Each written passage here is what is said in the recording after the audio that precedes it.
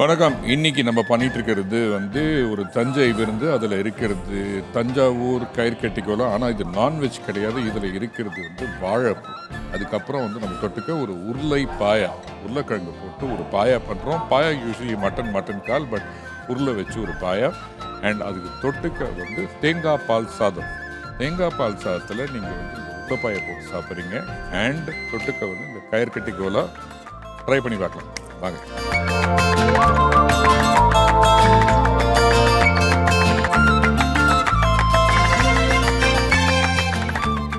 First என்ன பண்ணுறேன்னா ஒரு நல்ல மிக்ஸி எடுத்துக்கிறோம்.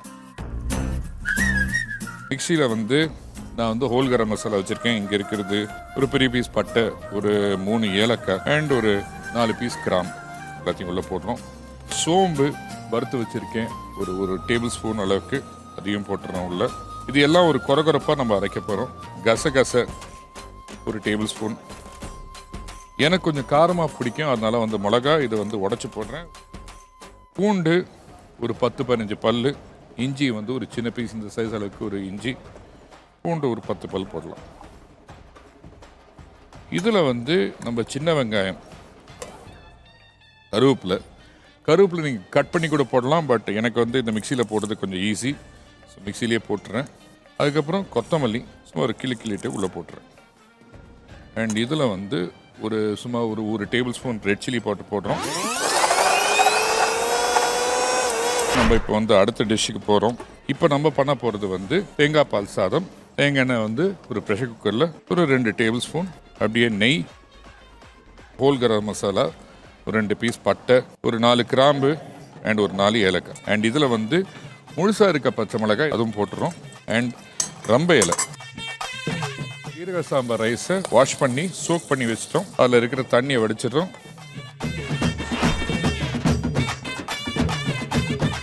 சூப்பராக ரைஸ் வதங்கிடுச்சு. இப்போது இதில் எடுத்த தேங்காய் பால் ஃபர்ஸ்ட் ப்ரெஸ் ஊற்றுறோம். இங்கே உப்பு.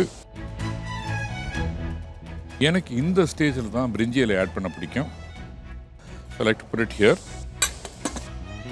ஜாலியாக அடுத்த டிஷ்க்கு போகலாம். இப்போ பார்த்தீங்கன்னா ஒரு டேபிள் ஸ்பூன் கசகசை, பொட்டுக்கடலை ஒரு 2 ஸ்பூன், சோம்பு, முக்கியமாக கேஷ்யூ, தேங்காய் ஒரு அரை முடியை எடுத்து கட் பண்ணி பீஸாக போட்டிருக்கேன். 6 மிளகா உள்ள போட்டோம். மல்லி புதினா 2 சேர்த்து ஒரு கட்டு இதோட தாளும் இருக்குது, அதையும் எடுத்து உள்ளே போட்டுரும். இதை ஒரு நல்ல ஸ்மூத் பேஸ்ட் அரைச்சிட்டோம்னா மெயின் வேலை ரெடி. இந்த பேனில் நல்ல ரிஃபைன்டு சன்ஃப்ளவர் ஆயில், பாயில் கொஞ்சம் ஃபேட் இருந்ததுனால இருக்கும். ஸோ நான் அந்த 2 ஸ்பூன் எண்ணெயோட 2 ஸ்பூன் நெய்யும் போட்டுட்ருக்கேன்.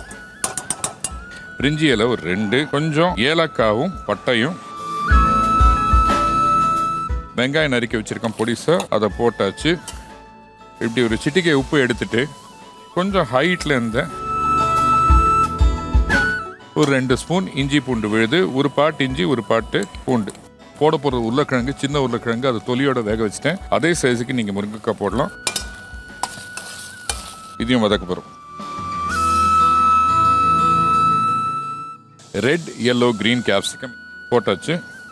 இதில் நம்ம அந்த அரைச்சோம்ல மல்லி புதினா அந்த மசாலாலாம் சேர்த்து அந்த பேஸ்ட்டு இப்போ போட போகிறோம்.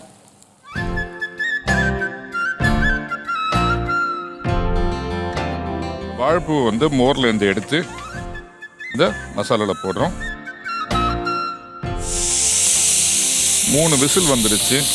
குக்கரை ஆஃப் பண்ணுறோம். இந்த கோலா உருண்டையை பிடிக்க ஆரம்பிக்கிறோம். என்ன பண்ணுறோம்னா இந்த மாதிரி ஒரு உருண்டை பண்ணி வச்சிட்டோம். சூப்பர். ஸோ வெஜ் பாயா இந்த ஸ்டேஜில் கொஞ்சம் கலருக்கு நான் தக்காளி, இப்போ இந்த கயிறு கோலாவை எடுக்கிறோம். அண்ட் வாழை நார் வச்சு கட்டுறோம். இந்த மாதிரி கட்டிட்டோம்னா அந்த நார் ரெடி. ஸோ அந்த தேங்காய் பால் சாதம் ரெடி. அதை ஒரு கப்பில் போட்டு மோல்ட் பண்ணிட்டோம். பிளேட்டிங் போக போகிறோம்.